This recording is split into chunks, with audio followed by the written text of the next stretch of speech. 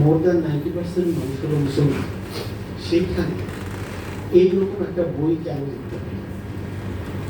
তো সেটা যদি আমরা বুঝতে চাই, লেখক কিন্তু এই বিষয়টা প্রাথমিক যে আলাপ আলোচনা সেখানে তিনি বলছেন, সেখানে তিনি ব্যাখ্যা করেছেন যে কেন তিনি এই বইটি লিখলেন। এবং সেটা কিন্তু আমরা সবাই জানি যে কিভাবে ইসলামের যে সিম্বল, মুসলমানের যে সিম্বলগুলো আছে, সেই সিম্বলগুলো ধারণ করার কারণে এই দেশে মুসলিম অধ্যুষিত হওয়ার পরেও মানুষকে কি ধরনের ট্রাবল ফেস করতে হচ্ছে। আমি আপনার ইউকেতে ছিলাম, লন্ডনে ছিলাম, তো সেখানে আমাদের জাহাঙ্গীরনগর বিষয়, আমি জাহাঙ্গীরনগরের ছাত্র, তো সেখানে আমাদের জাহাঙ্গীরনগর বিশ্ববিদ্যালয়ের একজন ছোট ভাই, তার সাথে পরিচয় হইল। তো সে হলো আপনার তাবলিগ করে, ঠিক আছে, কিন্তু সে তাবলিগ করার আগে সে ফিজিক্যাল স্টুডেন্ট জাহাঙ্গীরনগরে, কিন্তু সে তাবলিগ করার আগে সে ছাত্র।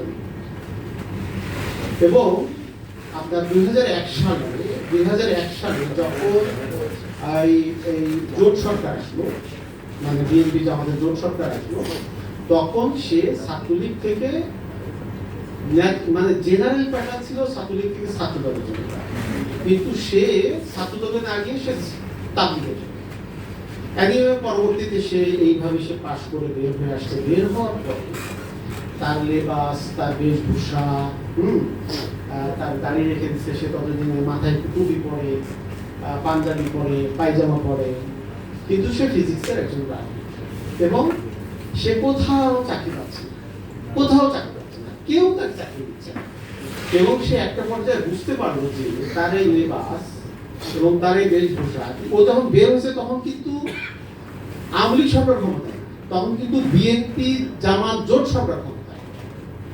এবং এই পরিস্থিতিতে সে যাচ্ছে যেখানে যেখানে কোথাও তার চাকরি হচ্ছে, এবং একাধিক জায়গা থেকে সে এই ধরনের পেল যে তোমার এই বেশভূষা আমরা তোমাকে।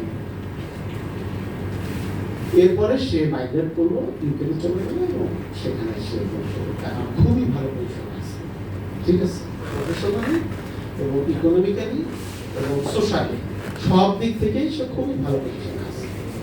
তো এই কথাটা এই জন্য বললাম যে আমাদের এইটা বোঝার একটা দরকার আছে যে কেন এই ধরনের বইটা আসলে লিখতে হয়েছে। আমরা যতটুকু জানি এই সমস্যাটা কিন্তু আরো অনেক গভীর, এবং সেটা কিন্তু এখনো পর্যন্ত আনএক্সপ্লোরড। এটা এক্সপ্লোর করা সোশ্যাল জায়গায়।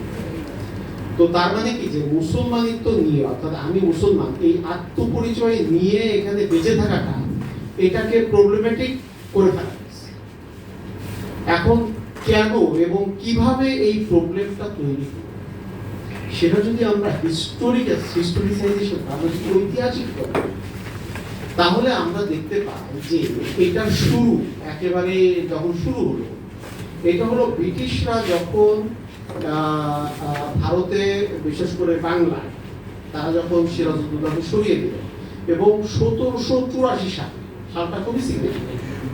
1784 সালে কলকাতা হাইকোর্টের বিচারক স্যার উইলিয়াম জোন্স, তিনি একটা সংগঠন প্রতিষ্ঠা করলেন, এটার নাম হলো Asiatic society of India. Target হলো বাংলার ইতিহাস, তারপরে জনগণ, তাদের যে সংস্কৃতি, এই সব কিছু। পরবর্তীতে এটা কিন্তু পুরো আপনার দক্ষিণ এশিয়ার মানুষের ইতিহাস,